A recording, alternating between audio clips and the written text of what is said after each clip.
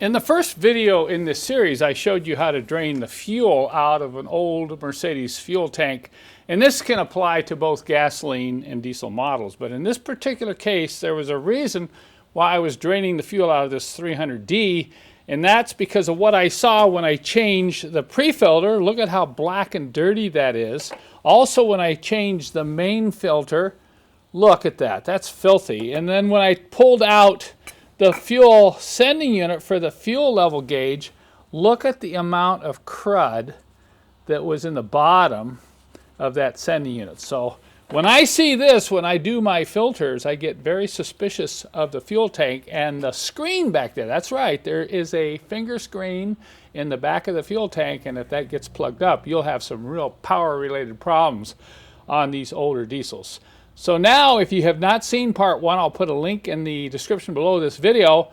But let's go ahead and get back under the car and we'll pull and replace the fuel tank filter screen. You already thought it was messy. Now it really gets messy because when you pull that screen out, it's going to drip all over the place. So do not get rid of your wristband just yet, all right? So I'm going to go back under there. I have the special tank screen socket that's going to get that screen out of the tank, but first I have to remove the hose. Now sometimes you get the wrench on the hose and the tank screen will come out, but sometimes it won't. And I'll need to remove this hose, not this one, but the one that's on there, it's shorter than this, with an open end wrench, and then I'll pull the tank screen. So you need a drip pan, you need a bucket. There's still going to be residual fuel. It's going to be dripping all over the place. So this is when you have to be really careful. It's still dripping out of that hose, and it'll probably drip for the next hour or so. The more patient you can be, the cleaner the job's going to be. But I'm going to take and put this plastic bag over my axle boot, because when I pull the screen itself of diesel fuels, going to pour all over that boot, and that boot is already old enough. So let's see if I can protect it to give it a little more life. This is a 10 by 12 plastic bag, and it's plenty big enough to get around the boot and direct that diesel fuel away from the rubber.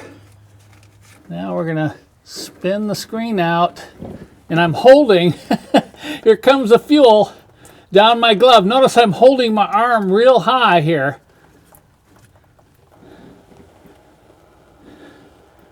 It's amazing. You'd think you have this tank completely drained, and look at it coming out of here. The hose is stuck into the screen, so I'm going to go up high. No, it's running too fast. I'm going to let it sit for a while. I don't want it to get down my armpit. Okay, back at it a little later. Here it comes. Okay. The screen is out. Let's see what we got.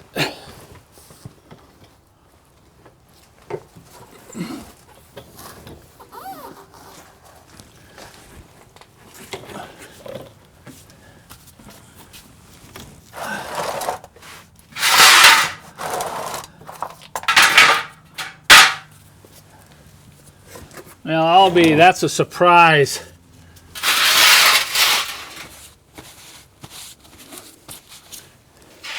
You know, that's not bad. I can see through it. There's no sludge buildup on that screen. This has probably been replaced at some point. Now take a look at what I pulled out of the bottom of that sending unit. Look at all that crud. That's what I was suspecting that I was going to see when I pulled this screen out. I know some of you might be thinking, oh, I don't need the wristband. A lot of times I think, oh, I've done this so many times I don't need it either. But look at that. I've got wet diesel fuel right there. So if I hadn't had this on, this would have gone down my arm. Now I'm going to take these gloves off and take this rag off and go right in and thoroughly wash my hands and arms before I continue with this job. You know, even though this old tank screen looks pretty good, it's a little dirty down in here.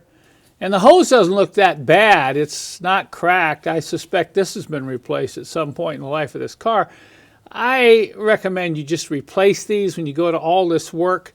I'm not sure whether this O-ring seal is going to reseal because it is hard. And even though this hose looks good, you don't want this leaking.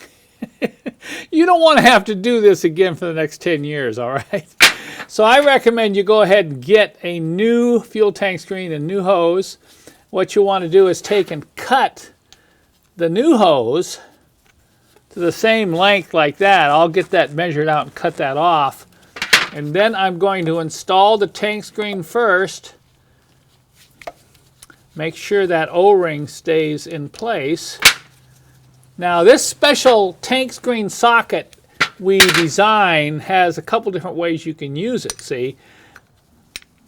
The tank screen fits in here and you don't have a lot of room above that axle. So if you don't have enough room for a socket, this is a 17mm bolt. So I've got this long 17mm combination wrench that I can get up above that axle and tighten that screen in. I'll go ahead and replace the screen first. And once that's in and tight, I'll run the hose in and tighten this up with my 19mm open end. But there are a couple things I'm going to want to do before I drop the car back onto the ground. Be sure and check the hose that it's not rubbing on the axle. Make sure that hose is not too long, it's well clear of the axle. And then I recommend you only put in 1 to 2 gallons of fuel and get into there and check for leaks. Maybe wait a couple days before you fill it up and drive the car a little bit to make sure that's not leaking, because you don't want to be doing this again in the next couple days. And then there's one final thing you'll need to do before you start the engine. Remember that during this job you will have introduced air into the main fuel line, so before starting the engine you'll want to open up your hand primer pump if you have our Monarch pump and pump the fuel through the system. And you'll actually feel it. You'll get some resistance and then you'll lose it as it pulls up from the tank. So you want to do about 30 or 40 pumps to make sure there's no air in those fuel lines when you start the engine.